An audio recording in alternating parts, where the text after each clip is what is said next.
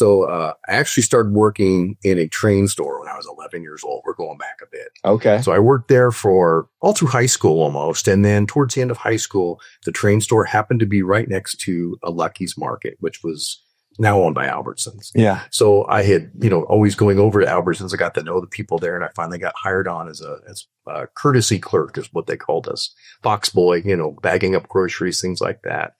And we got to our point, myself and two others in our careers where we were ready to progress to become checkers.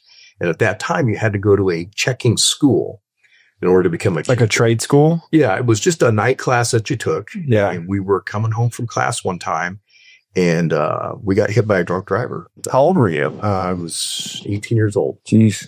Broke both my arms. The driver got the worst of it. There was 3 of us in the vehicle, and a friend of mine hurt his back. Well, Lucky said, no problem. Take your time and recover. Your jobs will be safe. They'll be here waiting for you. Well, 8 weeks later, the jobs weren't there waiting for us. But my friend that had hurt his back was going to a chiropractor and met this girl that was a professional water ski racer, and she had hurt her hip. So she was also going to a chiropractor. Her dad happened to work for this small petroleum distributor, and they were looking for somebody to work in the yard. So I went and interviewed, and I got the job. And the gentleman's name was Rick Viscardo. Probably one of my first mentors. Rick was great. He was not only their sales director, but he was their head of personnel. Before you had an HR department, you had a personnel department. So Rick hired me in, but he also kind of took me under his wing. Ended up taking myself and a friend of mine out to Lake Havasu, taught us how to water ski. He had a great personality. He was a born salesman and kind of gave me a glimpse as to what sales was like, but also got me a good start in the petroleum industry.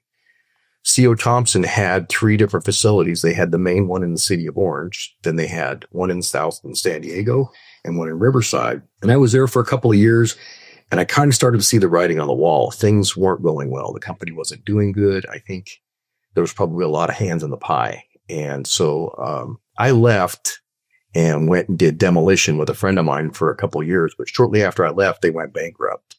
And then all the creditors came in and they took the property. And now that property is actually part of the 5 freeway. It's not even there anymore. Okay.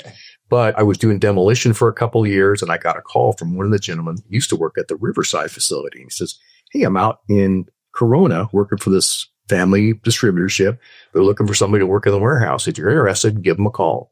So I called him up. A week later, I went and interviewed with Mike Downs and got the job at Downs Oil and was there for 17 years.